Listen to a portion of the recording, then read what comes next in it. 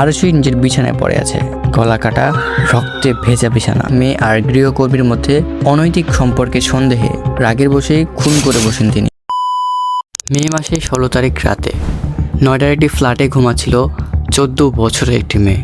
দরজা ভিতর থেকে লক করা। তার মা বাবা ঘুমাচ্ছিল পাশের রুমেই। পরদিন সকালে মেয়েটার গলা কাটা লাশ পাওয়া যায় তার বিছানায়।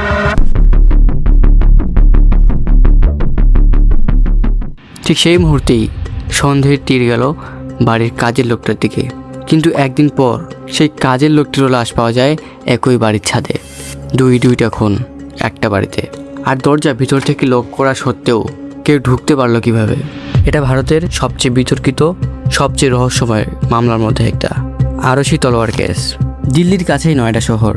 এখানকারই একটা অভিজাত হাউজিং সোসাইটিতে থাকতেন ডাক্তার রাজেশ তলোয়ার এবং তার স্ত্রী নূপুর তলোয়ার। দুজনেই দাঁতের চিকিৎসক। তারা নিজেদেরই ক্লিনিক চালাতেন। তাদের একমাত্র মেয়ে আরশি, বয়স 14 বছর। বাড়িতে কাজ করতেন হেমরাজ পাঞ্জাতি নামের এক গৃহকর্মী। 15 মে রাতে সব কিছু একেবারে স্বাভাবিক ছিল। আরশি নিজের ঘরে ঘুমাতে যায়। হেমরাজ সেদিন বাড়িতেই ছিলেন। পরদিন সকালে অর্থাৎ 16 মে নূপুর তলোয়ার তার মেয়েকে ঘরে ডাকতে যায়। দরজার ভিতর থেকে লক করা। কয়েকবার ডাকার পর যখন কোনো উত্তর আসে না, তখন তারা দরজা ভাঙতে বাধ্য হয়। আর দরজা খুলে যা দেখা গেল তা সবার কল্পনার বাইরে। প্রথম সন্দেহ যায় হেমরাজের দিকে, কারণ তাকে কোথাও খুঁজে পাওয়া যাচ্ছিল না। পরিবার আর পুলিশ ধরে নেয় হেমরাজই খুনি, এখন পালিয়েছে। কিন্তু পরদিন বাড়ির ছাদে তালাবদ্ধ একটা জায়গায় পাওয়া গেল হেমরাজের লাশ। তার গলায় গভীর ক্ষত। মানে যেই লোকটাকে খুনি ভাবা হচ্ছিল সে নিজেই দ্বিতীয় খুনের শিকার। তদন্ত শুরু হতেই বেরিয়ে আসে ভয়ানক গাফিলতি। নয়ডা পুলিশ প্রথম দিনেই বাড়ির ছাদে তল্লাশি করেনি, তাই হেমরাজের লাশ অগোচরেই একদিন পড়েছিল। এর মধ্যে বহু সাংবাদিক, প্রতিবেশী, এমনকি পুলিশ নিজেই ক্রাইম সিনে অবাধে ঢুকে।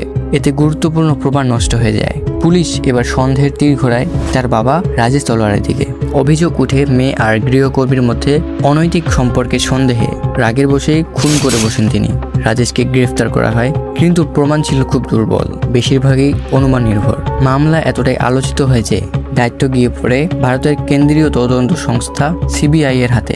সিবিআই এর প্রথম টিম নতুন থিওরি দেয়। বাড়ির আরেকজন কাজের লোক আর হেমরাজের কিছু বন্ধু মিলে তাকে খুন করে টাকার জন্য। কিন্তু কিছুদিন পর তদন্তকারী বদলে যায়। দ্বিতীয় সিবিআই টিম সম্পূর্ণ উল্টো সিদ্ধান্তে আসে। তাদের মতে খুনি বাবা মা দুজনেই। তাদের থিওরি ছিল রাতে আরশির ঘরে হেমরাজকে দেখে ফেলেন বাবা মা সন্দেহজনক অবস্থায়। সেই মুহূর্তে রাগের বসেই দুজনকে খুন করে ফেলে।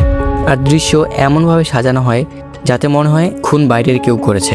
কিন্তু এখানেই সমস্যা, কোনো সরাসরি প্রমাণ ছিল না। পুরো মামলাটাই দাঁড়িয়েছিল পরিস্থিতিগত প্রমাণের উপর। 2013 সালে ঘটনার প্রায় 5 বছর পর বিশেষত সিবিআই আদালত রাজেশ ও নূপুর তলোয়ার দুজনকেই দোষী সাব্যস্ত করে। যাবজ্জীবন কারাদণ্ড হয় তাদের। কিন্তু গল্প এখানেই শেষ হয় না। 2017 সালে এলাহাবাদ হাইকোর্টে আপিলের পর আদালত দুজনকেই বেকসুর খালাস দেয়। কারণ হিসেবে বলা হয় প্রমাণ যথেষ্ট শক্তিশালী ছিল না দোষী সাব্যস্ত করার জন্য। মানে আইনের চোখে আজও কেউ প্রমাণিতভাবে দোষী নয়। প্রকৃত খুনিকে সেই উত্তরটা আজও অজানা। একটা বন্ধ দরজা, 2টা লাশ, 2টা ভিন্ন তদন্ত টিম, 2টা ভিন্ন সিদ্ধান্ত, আর শেষ পর্যন্ত আদালতে কেউই দোষী প্রমাণিত হলো না। তাহলে প্রশ্ন থেকেই যায়, সে রাতে আসলে কি ঘটেছিল আরশির ঘরে? এ বিষয়ে আপনার কি মনে হয় কমেন্টে জানান। যদি এ ধরনের রহস্যময় ট্রু ক্রাইম স্টোরি ভালো লাগে সাবস্ক্রাইব করে রাখুন। পরের এপিসোড আসছে আরেকটি চাঞ্চল্যকর কেস নিয়ে। ততক্ষণ সাথেই থাকুন।